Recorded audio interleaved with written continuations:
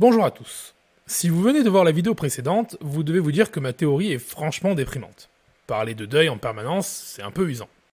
Certes, les deuils dont je parle ne sont pas forcément liés à des événements graves, et j'ai même parlé du deuil neutre, qui ne génère pas d'émotion, mais quand même.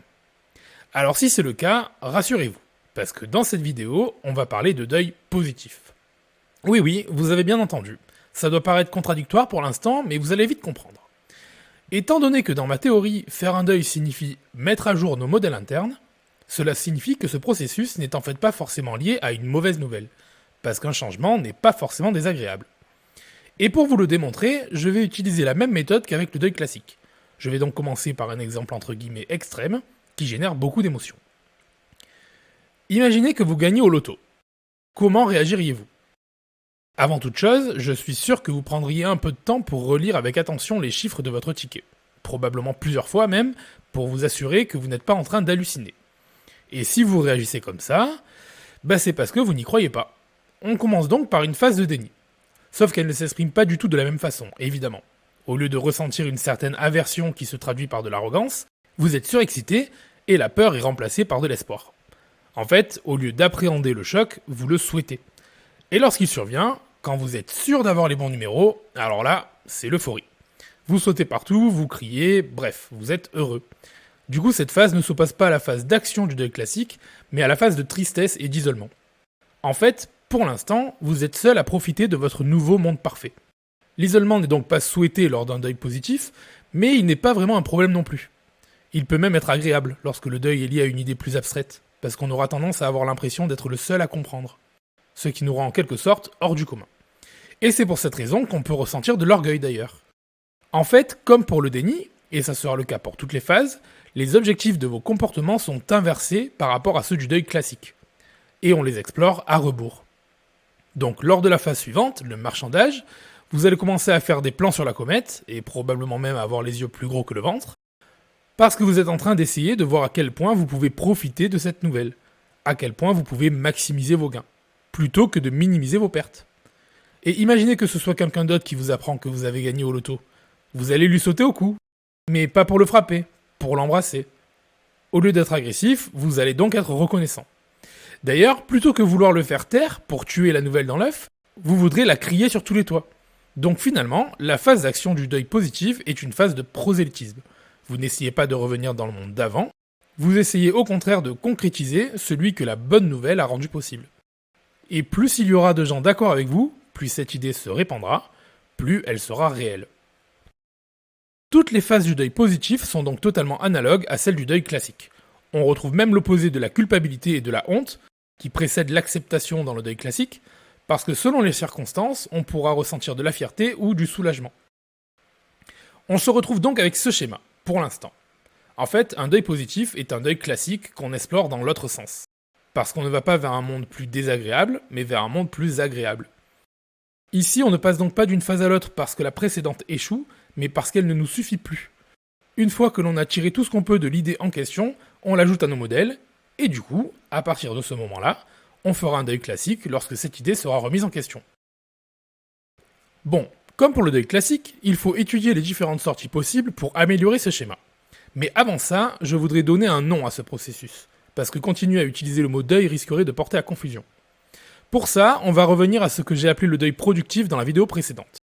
Rappelez-vous, c'est ce qu'il se passe lorsqu'on arrive à trouver une idée originale lors de la phase de marchandage. Une idée apparemment meilleure que les deux idées battues à la base. Dans ce cas-là, la personne met effectivement à jour son modèle grâce à sa trouvaille, et il peut donc en être fier. Autrement dit, trouver cette idée a enclenché chez lui un deuil positif qui lui a peut-être fait l'effet d'une véritable révélation. Et c'est comme ça que j'appellerai les deuils positifs dorénavant. Du coup, ça veut dire qu'on peut faire une révélation pendant un deuil. Et c'est aussi vrai dans l'autre sens.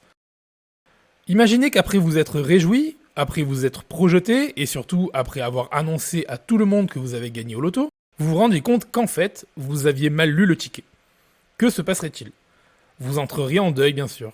Et plus vous auriez avancé dans la révélation avant de vous en rendre compte, plus vous seriez investi, et donc plus votre deuil sera intense. Une des sorties de la révélation, lorsqu'elle est contre-productive, est donc un deuil classique. Par contre, si vous vous rendez compte de votre erreur avant de vous être investi, pendant la phase d'euphorie par exemple, Là, vous vous contenterez de revenir dans le déni du modèle précédent. Vous ressentirez au pire un peu de honte de vous être emporté pour rien. Évidemment, vous pouvez aussi faire une révélation partielle, si vous êtes obligé de réfréner vos ardeurs pendant la phase de marchandage, ou de relativiser. Et finalement, la dernière équivalence qui reste à trouver entre la structure du deuil et celle de la révélation, c'est ce qui remplace le suicide. Pendant un deuil grave, on peut choisir le suicide quand on ne veut ni accepter de changer nos modèles, ni être seul. Or, dans la révélation, on a dit qu'être seul avec notre nouvelle idée n'était pas un problème. Du coup, si les autres ne veulent pas accepter notre idée pendant notre phase de prosélytisme, on peut continuer à la promouvoir indéfiniment, même au prix de nos relations sociales, ou simplement choisir de vivre reclus, comme un ermite. En fait, au lieu de se sentir à terre et de vouloir en finir, on a l'impression de survoler l'humanité, de transcender la vérité. En clair, l'équivalent du suicide dans le cadre de la révélation, c'est la folie. Bref, si vous avez suivi jusqu'ici, je pense que vous trouverez facilement des exemples de révélation. Mais pour boucler la boucle, encore une fois, je vais vous en donner un peu spécial. En fait, si vous avez vraiment été attentif, vous avez peut-être remarqué que je vous ai déjà donné un exemple de révélation. J'ai même commencé par ça. Mais oui, rappelez-vous, au tout début de ma première vidéo, j'ai dit « Un jour, j'ai eu une idée. » Une idée que j'ai trouvée intéressante et même excitante, et c'est pourquoi je l'ai notée, parce que j'en étais fier. Une idée que j'ai explorée et testée d'un milliard de façons différentes pour la parfaire, pour trouver ses limites. Une idée que j'ai essayé de répandre en écrivant un livre et en faisant une chaîne YouTube à son propos. Et je l'avoue, une idée qui me donne parfois l'impression d'être le seul à voir certains trucs. Bah oui, ma théorie m'a fait l'effet d'une révélation. Et j'espère qu'elle aura un effet similaire sur vous, parce que du coup, vous voudrez la partager. Mais ça, c'est à vous de juger, bien sûr. Est-ce que j'ai mis le doigt sur quelque chose d'original et d'intéressant, ou est-ce que je suis fou ? Cela dit, si vous n'êtes pas encore convaincu, sachez que c'est loin d'être fini. Je ne vous ai présenté que la première partie de ma théorie, la partie psychologique, il reste encore donc la partie sociologique, et avant d'en arriver là, j'ai une première salve d'applications à vous proposer, pour que vous compreniez à quel point elle est fructueuse. Je m'y mettrai dans la prochaine vidéo, dans laquelle je reviendrai une dernière fois sur les émotions, mais avant ça, je vais essayer d'anticiper quelques questions, et préciser certaines choses. Parce que même si vous trouvez tout ça intéressant, vous devez aussi avoir quelques objections. La première remarque que vous pourriez faire, et qui vous a peut-être accompagné depuis le début de ma chaîne, c'est que tout ça semble un peu simpliste quand même. Vous avez sûrement déjà moins cette impression maintenant, mais en réalité, vous n'auriez pas tout à fait tort de penser ça. Parce que pour l'instant, je me suis contenté de parler de deuil isolé. Or, dans la vraie vie, chaque phase peut durer un certain moment, et pendant ce laps de temps, on continue à vivre. Et donc on peut très bien commencer d'autres deuils, ou d'autres révélations. Ce qui veut dire qu'on peut être à la fois en colère pour une idée A, triste pour une idée B et heureux pour une idée C. Et tout ça fait que nos émotions peuvent en quelque sorte se mélanger. Imaginez par exemple que vous êtes dans un bar avec un groupe d'amis et que la discussion dérive sur un sujet sensible. Vous vous retrouvez en désaccord total avec une personne du groupe que vous ne connaissez pas bien avant cette soirée et du coup vous allez faire un deuil et vous allez ressentir de l'aversion à son égard. Seulement quelques minutes plus tard, cette personne se rend compte qu'elle s'est fait voler son téléphone. Comme elle commençait à vraiment vous insupporter, la voir dans l'embarras va provoquer une révélation, et vous allez jubiler. Vous allez par exemple vous dire que c'est bien fait pour elle, même si rien ne justifie une telle pensée. Ce plaisir sadique et mesquin qu'on ressent quand nos ennemis souffrent est un exemple de mélange d'émotions créé par un mélange de deuil. Et si au contraire vous appréciez la victime du vol, vous allez ressentir de la pitié, un autre mélange d'émotions. Je décrirai tout ça en détail dans la vidéo suivante. Mais ce que je veux vous montrer pour l'instant, c'est que ma théorie fait naturellement émerger une très grande complexité, malgré un énoncé assez simple au final. Et je pense que c'est l'une de ses plus grandes forces. La théorie de l'évolution est aussi de cet acabit. Elle est basée sur deux règles simples, l'hérédité et la sélection, et pourtant elle a donné naissance à une infinité d'êtres vivants, tous différents les uns des autres. Ma théorie, elle, semble pouvoir expliquer tous nos comportements, positifs ou négatifs, et aussi différents qu'ils soient. En fait, d'après ma théorie, l'infinité de deuils et de révélations que nous traversons en permanence régit notre vie émotionnelle. En gros, toutes nos émotions viennent de ces deux processus, modulés par nos hormones bien sûr. Si on est gorgé de sérotonine par exemple, on sombrera plus facilement dans la déprime. Et si on a un surplus de testostérone, on privilégiera l'action. Mais s'il n'y a aucune idée à la base de nos réactions, si nous n'avons aucune raison d'être triste ou en colère, alors notre forte taux d'hormones ne pourra pas s'exprimer. Et c'est pour ça qu'on va se trouver très rapidement une raison dans ces cas-là, issue d'une pulsion ou d'un souvenir. Ce que je dis là est vraiment très important. Affirmer que nous ne ressentirions aucune émotion si nos modèles ne subissaient jamais aucune mise à jour n'est pas anodin. C'est mon 4e corollaire en quelque sorte. Ou peut-être même le 2e théorème, je sais pas. C'est sûrement ce qui est le plus difficile à accepter en tout cas. Mais si vous repensez à Kubler-Ross, qui disait que nos émotions naissent d'un conflit existant entre notre inconscient et notre conscience, vous comprenez mieux pourquoi je pense ça. Finalement, notre cerveau nous informe de la mise à jour de nos modèles en nous faisant ressentir des émotions. Et ces émotions se traduisent ensuite en comportements visant à lutter contre ou à concrétiser ce changement. Et de ce corollaire en découle un autre en vérité, qui va peut-être vous déranger encore plus. Posez-vous cette question. Si toutes nos émotions sont effectivement issues d'un conflit entre la conscience et l'inconscient, et qu'elles sont les moteurs de nos comportements, alors qu'est-ce que ça signifie pour notre libre arbitre ? Clairement, c'est pas une question à laquelle je peux répondre rapidement, et sans citer quelques philosophes. Donc j'y répondrai dans une autre vidéo, mais vous verrez que ma théorie apporte une réponse vraiment intéressante, et sans aucun doute originale, en toute modestie. Bien. Donc on a vu que finalement, ma théorie faisait émerger une grande complexité, et chacune des applications que je vous proposerai mettra une nouvelle couche de cette complexité en lumière.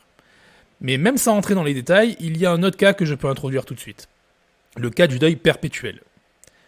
Là, je ne parle pas du fait que nous sommes en permanence en train de faire des deuils et des révélations différentes. Ce que j'appelle le deuil perpétuel, c'est justement quand on fait le même deuil ou la même révélation en boucle, durant toute notre vie. Et je pense que le meilleur moyen de montrer ce cas, sans provoquer de controverse, c'est de prendre l'exemple des platistes, encore une fois. Les platistes vivent en communauté. Lorsqu'ils sont entre eux, ils sont dans le déni de leur croyance commune, qui est que la Terre est plate.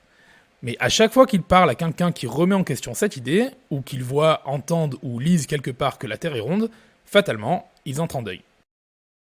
Ils vont donc montrer de l'arrogance, de l'agressivité et du mépris. Mais une fois que les arguments de leurs opposants commenceront à peser trop lourd, ils auront toujours le même réflexe. Fuir le débat et retourner se réassurer auprès de leur communauté. Peut-être même qu'ils revivront une révélation à ce moment-là. Ce qui est sûr, c'est qu'ils retourneront dans le déni. Jusqu'à la prochaine conversation portant sur ce sujet, où ils commenceront un nouveau deuil, avant de fuir à nouveau, pour retourner dans le confort du déni, encore et encore. Parce que le truc, c'est que pour eux, abandonner cette croyance coûterait beaucoup trop cher. Ils seraient rejetés par leur communauté, ils perdraient peut-être une position confortable dans leur hiérarchie, ou même de l'argent, et surtout, ils se rendraient compte que les dizaines ou les centaines de personnes qui se sont moquées d'eux durant toute leur vie avaient peut-être raison.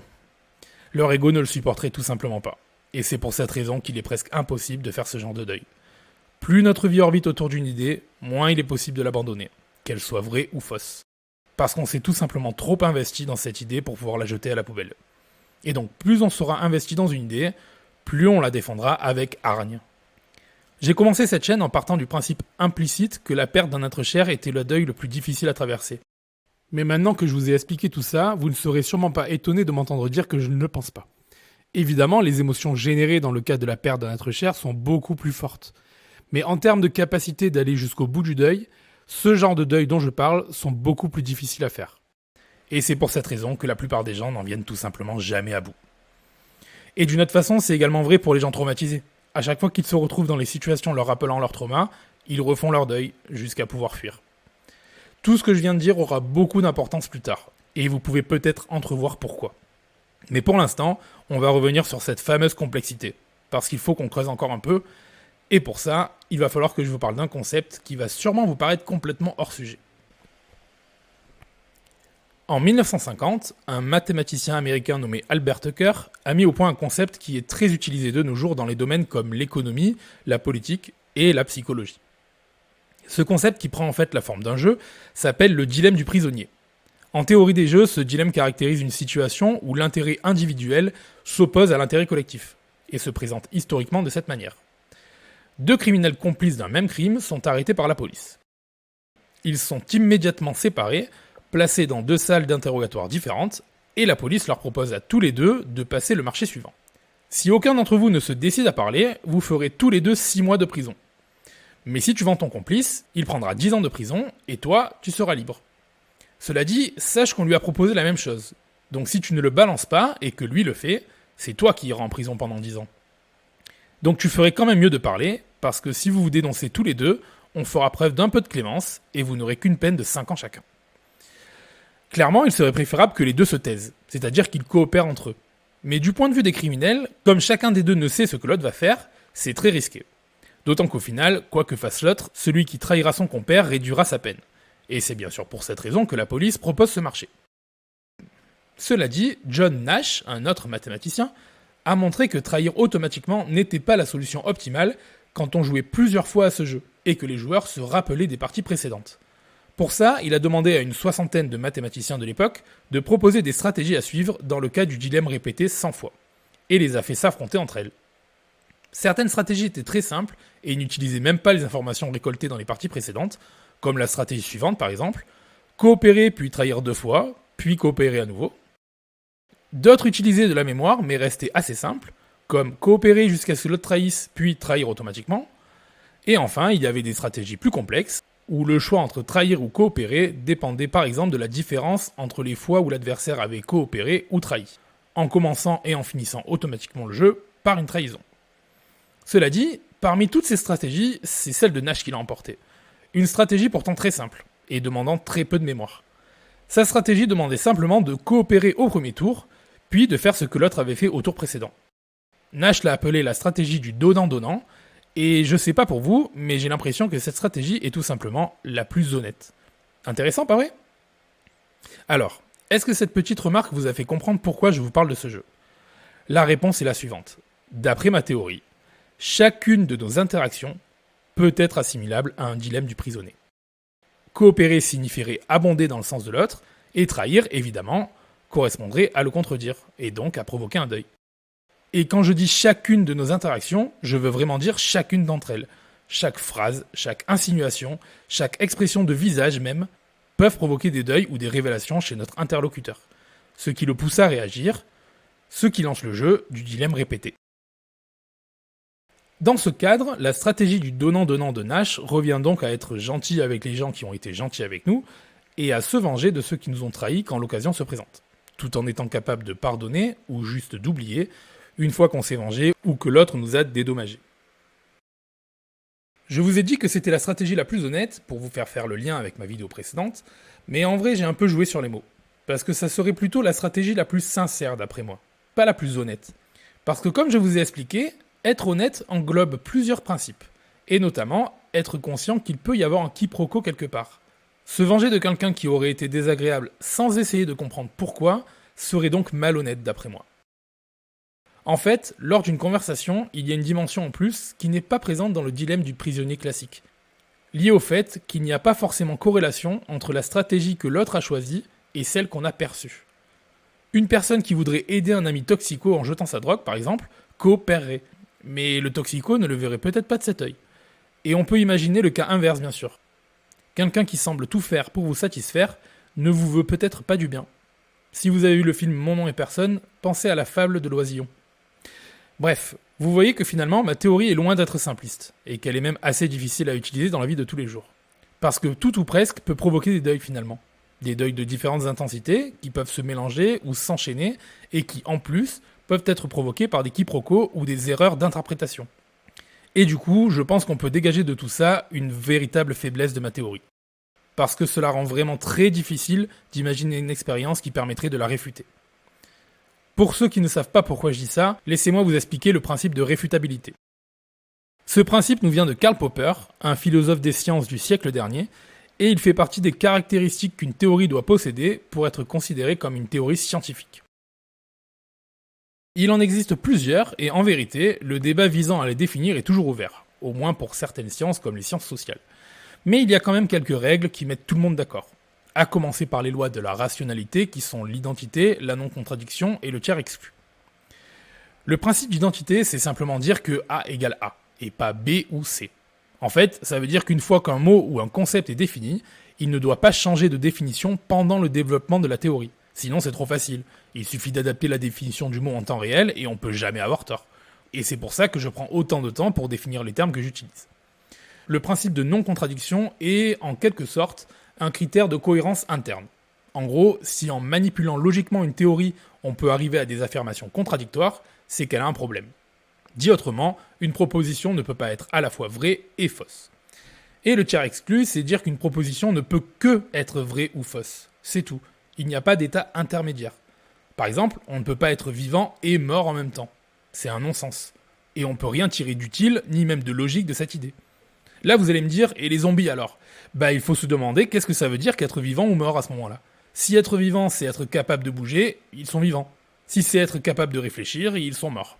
Donc en fait, si on en arrive à dire qu'une proposition est vraie et fausse à la fois, ou qu'il existe une autre possibilité, c'est sûrement qu'il faut redéfinir les termes. Bref, en plus de ça, une théorie doit répondre à d'autres critères. Mais j'en parlerai dans une autre vidéo. Donc revenons aux critères de réfutabilité de Karl Popper. En gros, pour qu'une théorie soit considérée comme scientifique, il doit être possible d'imaginer une expérience qui pourrait la réfuter, si cette expérience donnait un résultat qui n'était pas prévu par la théorie. Et ça, c'est clairement un gros problème en psychologie, notamment à cause de la notion d'inconscient, et du fait qu'il est de toute façon impossible d'accéder à la conscience des autres. Si on essayait de construire une expérience comme celle-là avec ma théorie, ça donnerait quelque chose comme ça. Si le cobaye n'exprime pas les émotions qu'il faut, c'est-à-dire qu'il exprime de la tristesse alors qu'il devrait ressentir de la joie, alors c'est que la théorie est fausse. Sauf qu'on peut pas savoir à quelle idée il pense, ni si cette idée provoquerait chez lui un deuil ou une révélation d'ailleurs. Si le cobaye est privé de stimuli, alors il ne devrait faire aucun deuil ni aucune révélation, et il ne devrait donc pas exprimer d'émotions, et ne rien faire du tout. Sauf que le privé de stimuli extérieurs n'arrête pas le temps, et ça ne l'empêche pas non plus de penser. Donc il peut générer un deuil ou une révélation seulement en réfléchissant. Et entre parenthèses, heureusement. Hein. Si le cobaye n'exprime pas d'émotion alors qu'il vient d'apprendre quelque chose qu'il ne savait pas, alors c'est que la théorie est fausse. Sauf que ça peut être un deuil neutre. Vous voyez que c'est pas si simple. Mais je vous rassure, ce problème existe dans toutes les théories de psychologie. Et pour vous le prouver, on va aller titiller Freud. Imaginez qu'un patient aille voir son psychiatre pour lui dire qu'il fait une crise de panique à chaque fois qu'il voit une guêpe. Son psychiatre va lui demander « Est-ce que vous avez été piqué quand vous étiez enfant ?» Et le patient répond « Oui, je m'en rappelle, j'ai failli en avaler une fois, et elle m'a piqué dans la gorge, j'ai cru que j'allais mourir. » Là, le psychiatre dit « Voilà la source de votre phobie. » Et le patient s'en va tout content d'avoir eu une réponse. Maintenant, imaginons un autre patient qui vient pour le même problème. Mais quand le psychiatre lui demande s'il a eu une mauvaise expérience avec une guêpe dans son enfance, le patient répond que non. Le psychiatre lui dit alors « Je vois, vous avez dû vous faire piquer quand vous étiez petit, mais vous ne vous en rappelez pas parce que votre inconscient l'a refoulé tellement c'était traumatisant. » Et là, le psychiatre ajoute « Voilà la source de votre phobie. » Et le patient s'en va tout content d'avoir eu une réponse. Vous voyez, je peux donner la même réponse à deux cas opposés. Donc il est impossible de démontrer que la théorie du refoulement inconscient de Freud est fausse. Et même si j'avais une technologie extraterrestre super avancée me permettant de fouiller dans la tête du patient et que je ne trouvais aucun souvenir du piqûre, ça n'empêcherait pas Freud d'affirmer que les guêpes symbolisent autre chose dans l'esprit de son patient.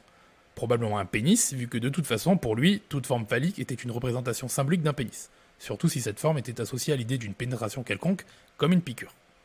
Bref, grâce à sa théorie de la transposition, il retombe encore une fois sur ses pattes. La théorie de Freud est donc irréfutable. Au sens de Karl Popper, la psychanalyse n'est donc pas vraiment une science. Mais ça ne veut pas dire non plus que tout son travail est à jeter à la poubelle. C'est juste que c'est un critère vraiment difficile à satisfaire dans les sciences molles comme la psychologie ou la sociologie, et je devais vous en parler. Bien, je pense avoir répondu à certaines objections qu'on aurait sans doute fini par me faire. Et là, tout de suite, j'arrive pas à en imaginer d'autres. Ou plutôt si, mais je sais que je les traiterai automatiquement dans les autres vidéos. Donc je vais m'arrêter là pour aujourd'hui, mais n'hésitez pas à partager vos remarques à vous, si vous n'y avez pas encore trouvé de réponse dans le reste de ma chaîne. C'est sûrement la meilleure vidéo pour faire ça, donc allez-y, feu à volonté. Et évidemment, si vous avez trouvé cette vidéo intéressante, n'hésitez pas à la liker. Si vous pensez que cette chaîne est prometteuse, abonnez-vous. Et si vous êtes pressé d'entendre la suite, pensez à cliquer sur la cloche. Vous pouvez aussi acheter mon livre, vu que j'y décris toute ma théorie et l'applique à une multitude de cas. Et enfin, n'hésitez pas à réagir dans les commentaires, non seulement ça aidera à faire connaître ma théorie, mais surtout ça me permettra sûrement de m'améliorer. En attendant, merci, bonne soirée, et à la prochaine.